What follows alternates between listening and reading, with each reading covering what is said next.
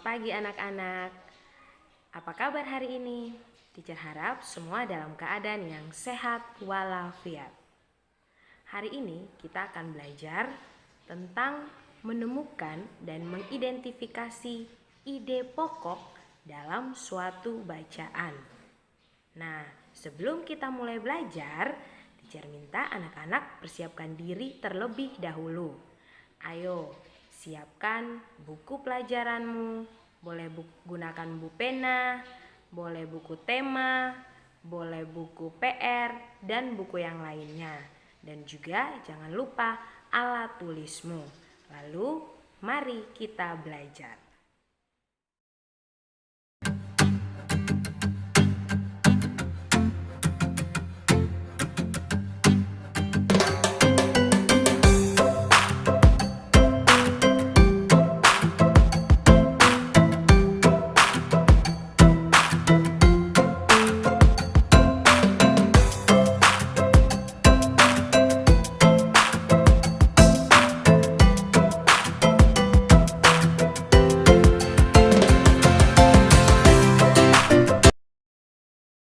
Nah, anak-anak, materi tentang ide pokok ini sudah teacher jelaskan sebelumnya pada handout dan juga sudah ada tugas-tugas yang menanyakan ide pokok.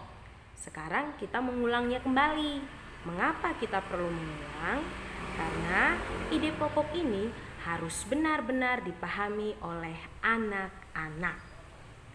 Nah, teacher menggunakan buku pena untuk membaca bacaannya. Anak-anak juga boleh menggunakannya. Jika yang tidak memiliki, dengarkan dengan saksama. Buku pena yang kita gunakan ini pada halaman 66. Dalam buku pena ini, pada halaman ini terdapat sebuah bacaan yang berjudul Penggunaan Internet Secara Sehat. Bacaan ini terdiri dari 3 paragraf.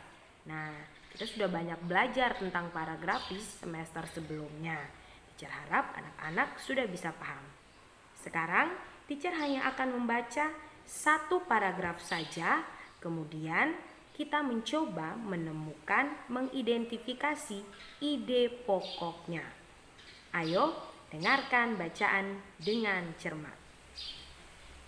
Penggunaan internet secara sehat. Internet merupakan sebuah jaringan yang berfungsi untuk mengakses segala jenis informasi.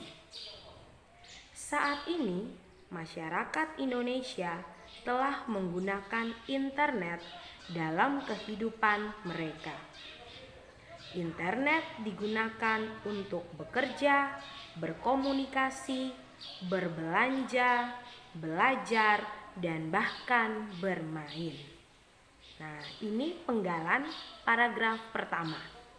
Teacher ulangi sekali lagi. Internet merupakan sebuah jaringan yang berfungsi untuk mengakses segala jenis informasi. Saat ini, masyarakat Indonesia telah menggunakan internet dalam kehidupan mereka.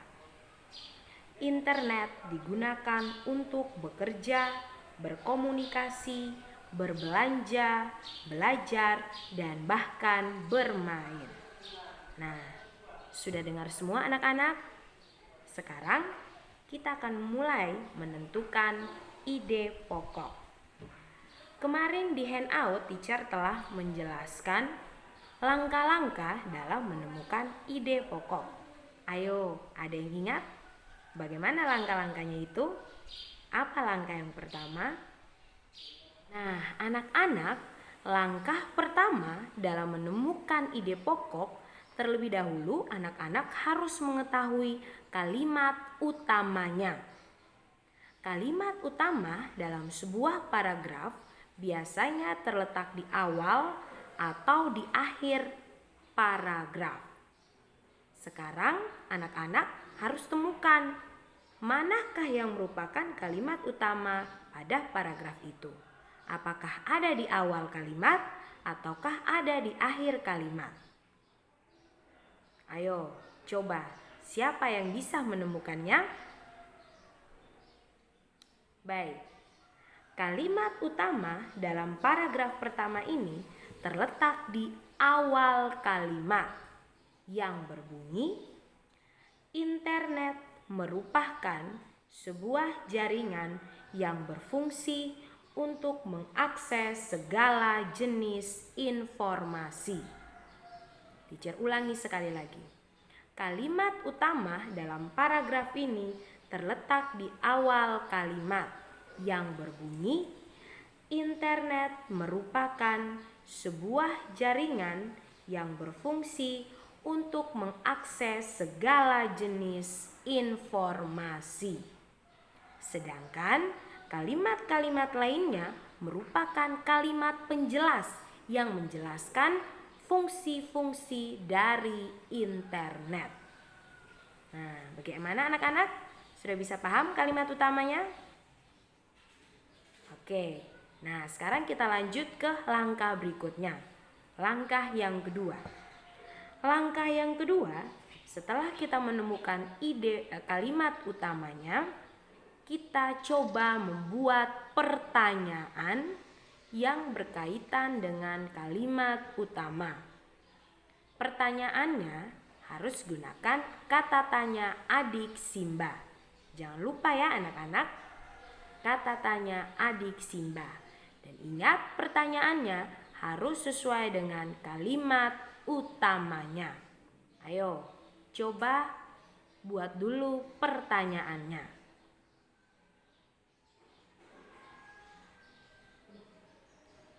Nah, pertanyaan yang tepat yang sesuai dengan kalimat utama dari paragraf ini adalah, apa fungsi dari internet? Sekali lagi teacher ulang, pertanyaannya adalah, apa fungsi dari internet? Nah, jawabannya ada dalam kalimat utama. Fungsi dari internet untuk mengakses segala jenis informasi.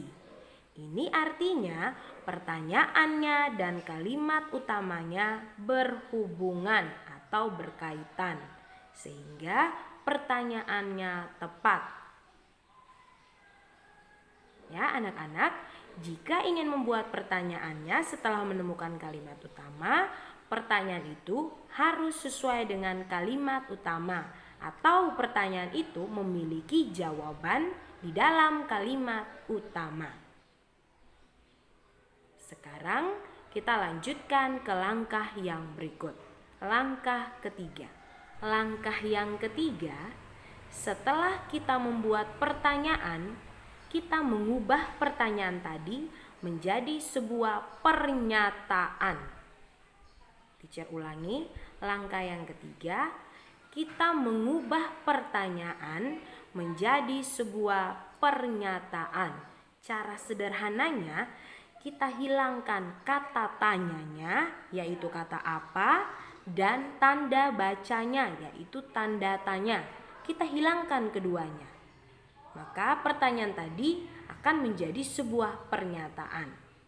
Nah, pernyataannya akan berbunyi, fungsi dari internet. Teacher ulangi lagi, pernyataannya tadi berbunyi, fungsi dari internet. Nah, setelah kita mengubah pertanyaan menjadi pernyataan yang bunyinya fungsi dari internet, artinya pernyataan inilah yang merupakan ide pokok dari paragraf tersebut. Saya ulangi lagi, setelah kita mengubah pertanyaan menjadi sebuah pernyataan yang berbunyi fungsi dari internet, ini artinya pernyataan inilah yang merupakan ide pokok dari paragraf yang pertama yang berbunyi fungsi dari internet. Berarti paragraf pertama ini menjelaskan atau menerangkan tentang fungsi dari internet. Bagaimana anak-anak? Sudah bisa dipahami? Nah, agar anak-anak bisa lebih memahami lagi, untuk anak-anak yang punya buku pena, tolong lanjutkan menemukan ide pokok pada bacaan yang sama pada halaman 66 ini, pada paragraf yang kedua dan paragraf yang ketiga, sebagai latihan belajarmu agar kamu bisa lebih paham lagi tentang ide pokok. Untuk anak-anak yang tidak memiliki buku pena, boleh gunakan buku sumber belajar yang lainnya, atau boleh juga mencari bacaan melalui internet, bacaan apa saja. Lalu anak-anak menentukan ide pokoknya agar semua anak-anak bisa lebih memahami tentang ide pokok. Nah, bagaimana anak-anak? Sekian dulu penjelasan dari teacher tentang ide pokok. Ayo semangat belajar. Terima kasih.